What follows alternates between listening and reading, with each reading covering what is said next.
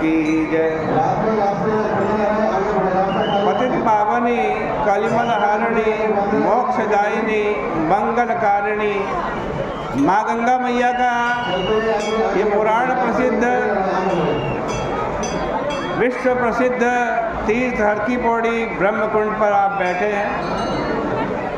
वैशाख का पावन महीना चल रहा। 2 अध्याय की कथा हो चुकी, आज तीसरे अध्याय की कथा है।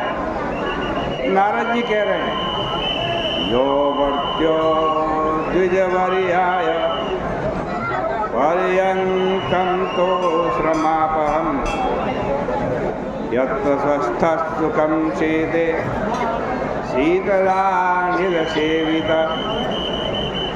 धर्म साधन भूतो हि देहिनो रुजमासते तं दत्त्वा सकलं दुःखं निरस्य गतकल्मषा। कह रहे हैं वैशाख का पावन महीना है। वैशाख के इस पावन महीने में जो मनुष्य उत्तम ब्राह्मण को थकावट दूर करने वाली शैया दान करता है, जिस पर वह ब्राह्मण शीतल एवं मंद मंद सुगंधित वायु से सेवित स्वस्थ होकर के सुख चित्त सोता है। धर्म करने या कराने में प्रधान साधन स्वरूप शरीर जिस शैया के ऊपर सो करके निरोगी हो जाता है, ऐसे दान को देकर मनुष्य सभी प्रकार के दुखों को दूर करके निष्पाप प्राणी उस अखंड पदवी को प्राप्त करता है जो योगियों को भी दुर्लभ।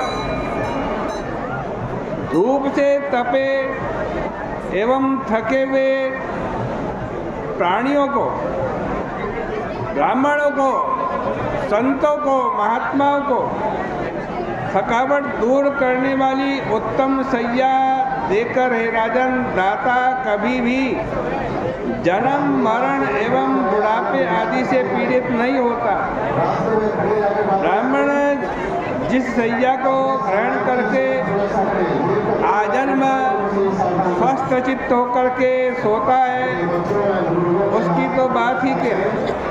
शैया पर ब्राह्मण के बैठने मात्र से दाता के ज्ञान अथवा अज्ञान से किए गए समस्त पाप उस प्रकार नष्ट हो जाते हैं जैसे अग्नि से कपूर नष्ट हो जाता है।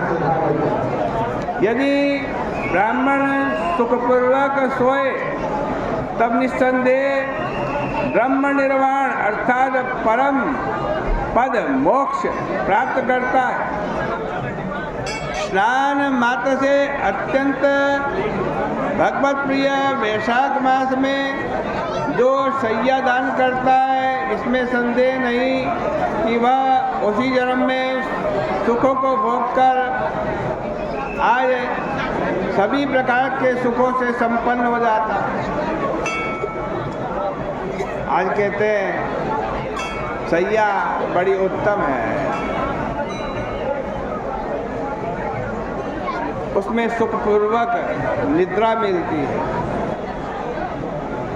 उसके दान मनुष्य सभी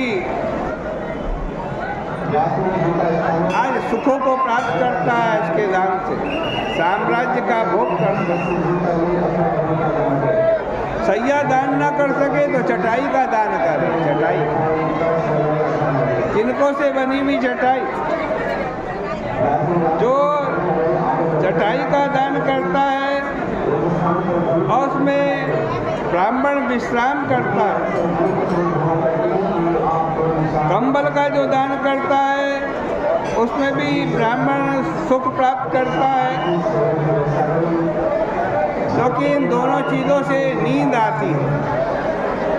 नींद से दुख घटता है, थकावट दूर होती है। तो इसमें संदेह नहीं कि चटाई पर सोने वाले को भी वही नींद मिलती है। हे राजन, विष्णु प्रिय वैशाख मास में कंबल चटाई जो दान करता है, निस्संदेह वो अपमृत्यु और काल मृत्यु से मुक्त होकर के 100 वर्षों तक जीता है। आगे कह रहे हैं कि धूप से दुखी उत्तम ब्राह्मण को जो महीन कपड़ा दान करता है, वह अपनी पूरी आयु को सुखपूर्वक भोग करके अंत में परम गति को प्राप्त करता है। भीतरी ताप को हरण करने वाला दिव्य कपूर जो ब्राह्मण को देता है, वो मोक्ष को प्राप्त करता है और सभी दुखों से उसको शांति मिलती है। जो मनुष्य फूल तथा कुमकुम ब्राह्मण को देता है, वह समस्त लोगों को वश में करके सार्वभौम राजा होता है। जो पुत्र पौत्र आदि सभी सांसारिक सुखों को भोगकर अंत में मोक्ष को प्राप्त करता है। चर्म एवं हड्डी में रहने वाले संताप को दूर करने वाला चंदन है। जो मनुष्य चंदन का दान वैशाख के महीने में करता है, वो आदि भौतिक, आदि देविक, आध्यात्मिक तीनों तापों से मुक्त होकर के मोक्ष परम पद को प्राप्त करता है। खस, चंपा एवं इलायची आदि सुगंधित एवं शीतल वस्तुओं से बासित जो जल का दान करता है, हे राजन, सभी प्राणियों में वह देवताओं से सहायता प्राप्त करता है, अर्थात देवता उसकी सहायता करते हैं। उसके सब पापों और दुखों का नाश हो जाता है। अंत में वो परम पद को प्राप्त करता है। वैशाख मास के धर्म को जानने वाले जो मनुष्य वैशाख के महीने में गोरोचन एवं कस्तूरी का दान करते हैं, वो आदि देविक, आदि भौतिक, आध्यात्मिक तीनों पापों से छूट करके परम पद मोक्ष को प्राप्त करते हैं। मेष के सूर्य में अर्थात वैशाख मास में जो कपूर से युक्त पान का बीड़ा दान करता है, वह सार्वभौम का सुख पाकर परम पद को प्राप्त करता है। वैशाख मास में रेवती, जूही तथा चमेली के फूल अथवा मालाओं का जो दान करता है, वह मनुष्य इस लोक में सार्वभौम रूप पाकर अंत में मोक्ष को प्राप्त करता है। वैशाख मास में केतकी एवं मालती के फूलों का जो दान करता है, वो भगवान मधुसूदन की आज्ञा से मोक्ष को प्राप्त करता है। आज कहते हैं जो ब्राह्मण को सुपारी, सुगंधित पदार्थ एवं नारियल फल का दान करता है, उसके पुण्य फल को सुनो। वह दाता 7 जन्म तक ब्राह्मण वंश में पैदा होता है और धनी होते हुए वेदों का पारंगामी विद्वान होता है। अंत में अपने पुरुषों सहित वह वैकुंठ लोक में चला जाता है।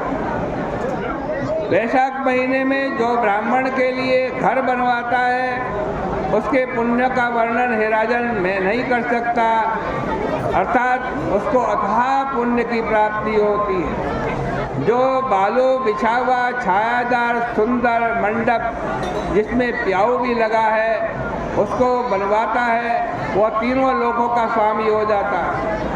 जो रास्ते में बगीचा, तालाब, कुआं अथवा मंडप बनवाता है, वह तो साक्षात धर्म का स्वरूप है। उसे पुत्र पौत्र आदि से क्या। देखो 7 पुत्र बताए हैं, जिसका बेटा ना होना ये काम कर ले तो उसको बेटा होने का पुण्य फल मिल जाता है। वैशाख महीने में लिखा 7 पुत्र। कौन कौन से 7 पुत्र है? मार्गोद्यानम तड़ागंबा कूपम मंडपमेव वा यः करोति सधर्मात्मा तस्य पुत्रैस्तु किं फलम्। ये 7 पुत्र बता रहे हैं। गोपस्तड़ागम उद्यानम मंडपश्च प्रपातथा सद्धर्म करणम पुत्र संसारम सप्तधोच्यते। कौन कौन से? एक तो कुआं, आपने कुआं बनाया, उसमें लोग पानी पिएंगे। आपका बेटा भले किसी को फल जल पिलावे ना पिलावे, लेकिन कुआं बना दिया, वो भी बेटे के समान लोगों का सत्कार करेगा, मुनियों ऋषियों और सब जनों का सत्कार करेगा, जल पिलाएगा। उसका पुण्य किसे मिलेगा? आपको मिलेगा। दूसरा बतला रहे हैं, तड़ागम तालाब बनवाना, उद्यान बनवाना, मंडप लगवा देना, ब्याह भी बना देना।